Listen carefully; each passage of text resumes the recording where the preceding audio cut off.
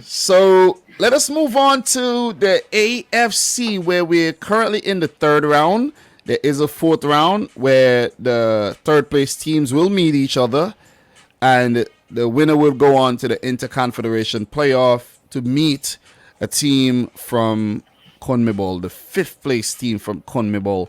So right now we are in round three. So what we're gonna be doing is we're just gonna go over the results from the last international break where we did have two games, and then we're gonna take a look at what we have in March and just take a look at the table and give our thoughts on who we think will ultimately come through and who we picked to initially go through, and just chop it up briefly on the AFC. So Australia 4, Vietnam 0, Japan 2, China 0. We had a 1-0 win for Korea Republic over Lebanon, Iran a 1-0 win over Iraq, the UAE a 2-0 win over Syria, and Saudi Arabia 1-0 win over Oman. And the second set of matches, we had Japan beating Saudi Arabia 2-0, Vietnam defeating China 3-1. Like, that was a big one. And 1-1 draw between Lebanon and Iraq.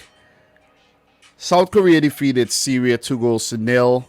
Iran won the UAE 0, and Oman and Australia played to a 2-2 draw. After those matches, this is how the table currently looks. So, yeah. Whenever you're ready, let me know your thoughts on what's going on in the AFC. You had to do a little bit of, moving around there. You're not going to believe this, but I had something in the oven I forgot about. Oh, wow. Yeah, That's crazy. I just turned it off. It's cool. No, nothing burned. Sorry about that. I hope you didn't burn anything. Almost burned the house down there. But you saw I kept a calm face the whole time. I was like, okay. I muted myself so you didn't hear any of it, and I was just nodding along to you like, Because for a second I was like, whoa, what's going on here, man? But man. Yeah, it's all good. It's all good. We're just chopping it up, Group A, Iran and Korea Republic have officially qualified for the World Cup. So let's just give them a round of applause. You know what I'm saying? Let's give both teams a round of applause. These were the two teams from Group A that I expected to qualify, and they didn't let me down. Iran, they had a hiccup in the last round 2, but they got rid of their manager. Mark Wilmots brought in Dragan Skokic, and he has definitely turned things around in their favor. Paulo Bento's Korea Republic have also done very, very well in the group. And Group A looking just like I expected. 22 points for Iran, 24 Korea Republic, unassailable at the summit there for those two teams. It's just a matter of who's going to place first or second. It's just formality. Doesn't really matter. And it may help FIFA rankings a bit.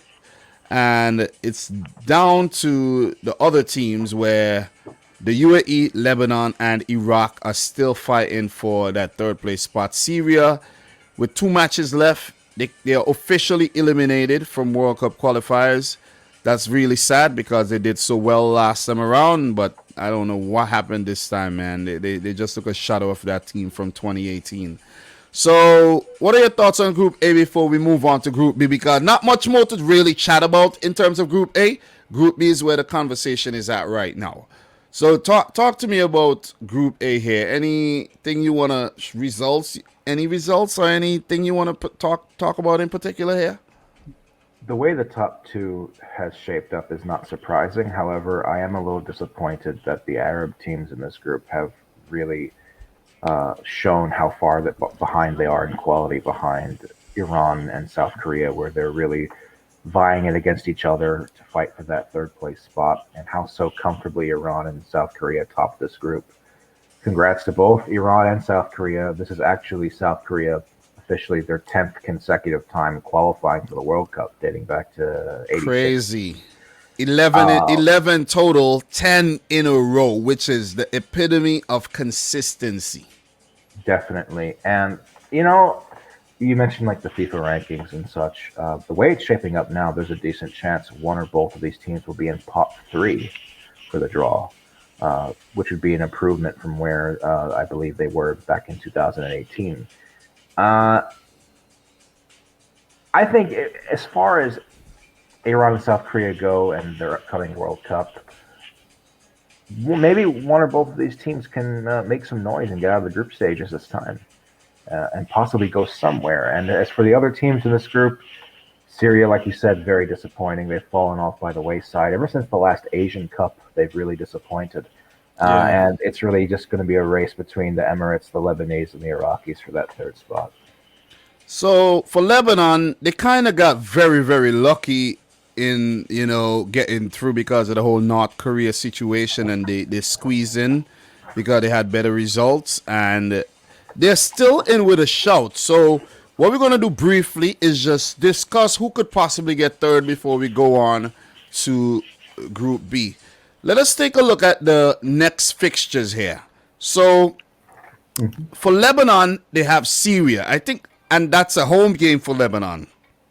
For the UAE and Iraq, one of these teams are they're gonna take points off each other. So the situation favors Lebanon here. Lebanon will need Iraq to actually get something against the UAE. Whether they would want them to beat, they would want these teams to both pick up a point, or ideally Iraq pick up 3 points and the UAE get none, and for Lebanon to get all three against Syria, because Lebanon are currently ahead of Iraq. So even if Iraq wins and Lebanon wins, that'll favor Lebanon right now because they'll be within touch and distance of the UAE. And then on the final match day, the UAE play Korea Republic, where most likely Korea are gonna defeat the UAE, and Iran play Lebanon. So I think the situation seems like it favors Iraq right now, because if Iraq could get some good results here against Syria and the UAE, then they could leapfrog the UAE and Lebanon and get third. But it's a tricky one because the UAE have been showing that they do have a little bit of quality there and might actually go on to hold on to that third place spot. What are your thoughts there? Yeah, Iraq is kind of the sleeper team in this group because they have the most doable schedule left, like you said, and they could pick up 6 points from that. That would take them to 11, and they would have to hope that would fend off the Emirates, who are currently on 9. To be honest with you, the way that the Emirates have picked up the pace the last 2 match days, given that South Korea has now already qualified, I wouldn't be surprised if they're able to get something from that last game at home, like if they were to get a draw against South Korea, and that could be enough to get them over the finish line. Let's say, for example, they get 2 draws. Let's say the Iraq game away is a draw. 2 draws is 11 points. That should be enough right there, because even if Lebanon beats Syria, Lebanon, I don't think, is going to beat Iran or get something from Iran. Yeah, most a draw maybe. Yeah, most a draw. if you were to put me on the spot now, I think the UAE will hold on to third, but it'll tighten up.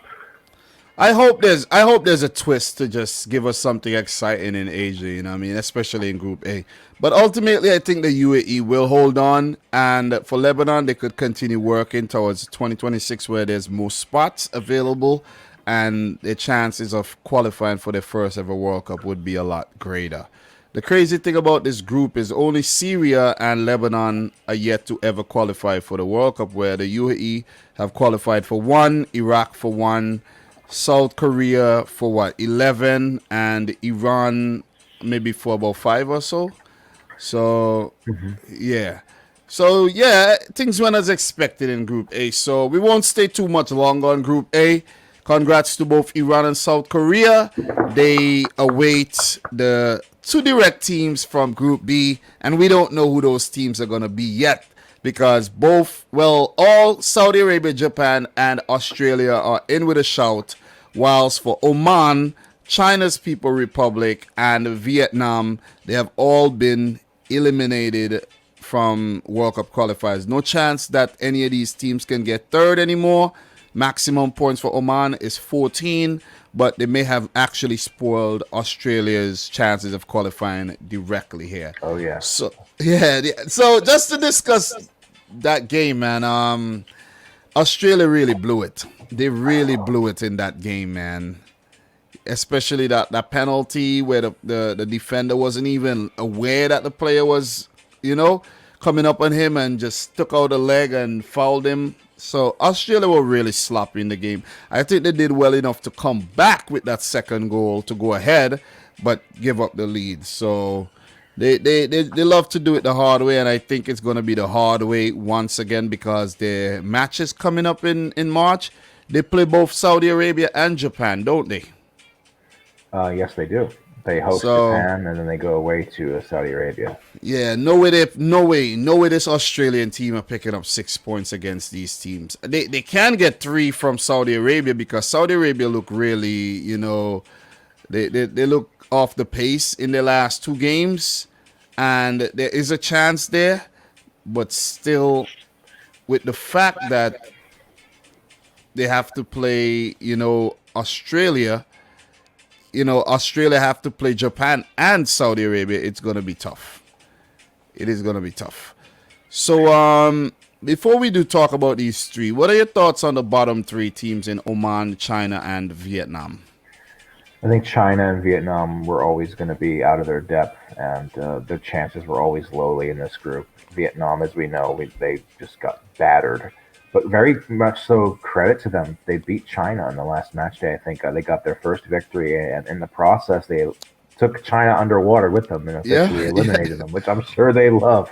Do you know? I actually predicted Vietnam to get a draw from that game. So when I saw that they won the game, I actually felt good. So they must feel happy to take down their bigger neighbors, China.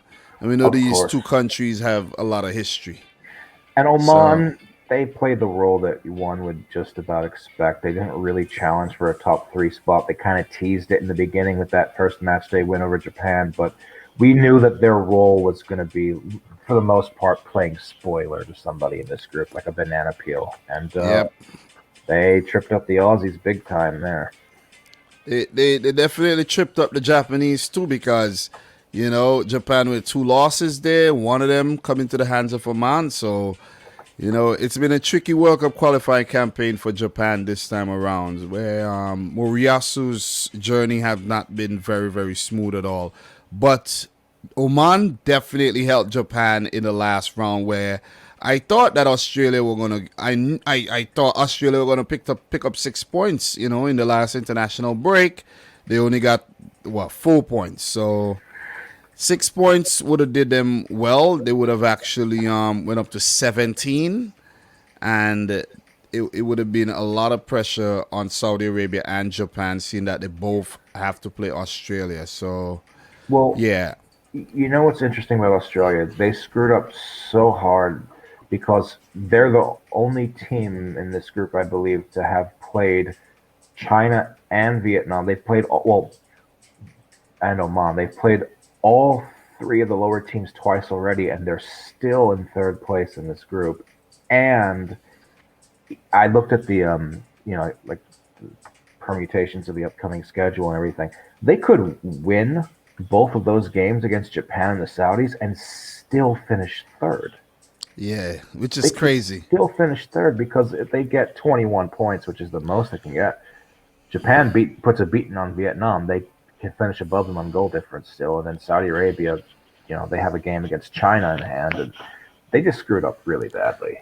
The chances of Australia beating both Japan and Saudi Arabia is very, very slim, to be completely honest. So I'm not even expecting that to happen. So if we take a look at the fixtures that's coming up here in Group B, Australia play Japan. I'm yet to make a prediction here, but I do think that Japan would ultimately qualify. I'd never had any doubts. The team I had doubts about was Saudi Arabia under I actually, to be completely honest, when I did make the prediction, I didn't actually realize that it was Hervé Renard in charge of Saudi Arabia. To be completely honest, I'm gonna keep it real. I just felt like the Saudi squad was kind of, they weren't gonna make it this time around. I give Australia to the benefit of the doubt there. They have let me down. And if you take a look at the schedule here, Saudi Arabia should beat China. You see what I'm saying? And once they go up to 22 points, that's it. They will qualify automatically because Australia won't be able to catch them even if Saudi Arabia lose to Australia. And Australia must get something in the game against Japan. If Australia ends up drawing the game against Japan, I think that's basically it because Japan's last game is against Vietnam. And look, even though Vietnam picked up the victory against China, we know how that result is going to go. It'll be a crunch game for Japan. And I don't think no way they're going to lose it unless something dramatic does end up happening. You see what I'm saying? So, look, right now, it's looking like Saudi Arabia and Japan will qualify. Maybe both teams. Well, let me see. Saudi Arabia, I think both teams. Saudi Arabia may end up getting 23 points, maybe a draw against Australia, a win against China, and Japan maybe the same. And pip Australia to those two top spots.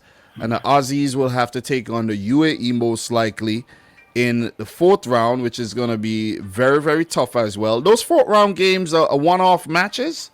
It's a one-off match, right? Yeah. So anything could happen there. And then, you got to play the team from CONMEBOL where you know what you're going to get when you come up against CONMEBOL. So it right now, it's looking like it's going to take a miracle for Australia to qualify for the World Cup. It's even looking like it's going to take a miracle for either Australia or the UAE to qualify for the World Cup right now. Yeah, what's interesting is that that fifth place game is going to be a one-off. It's going to be in Qatar, and if they come up against the UAE or any of the Arab teams for that matter, I don't know what the rules will be as far as allowing fans into the stadium. But for example, if they play the Emirates, that's as good as a home game for the Emirates. You'd have to think good distance-wise between Qatar and the UAE. Yeah. And Australia would be coming up against Bert van Marwijk, the former manager. Yeah, exactly. Coach of so the UAE. that'll be a good one. I didn't even think about that one, but that'll be a good one. And then the winner of that going against South America, I've said on my channel for a few weeks now, I think Australia's in big trouble. And to be fair, I don't even think it's necessarily a guarantee to make it through the Asian playoff to play the South American team. It could be UAE that squeaks through and plays against Peru or Colombia or whatever. Exactly. But yeah, Socceroos are in big trouble. So we're gonna agree on the fact that Japan and Saudi Arabia will go through, and we'll find out come next month. And those games are coming March 23rd, Wednesday, March 23rd.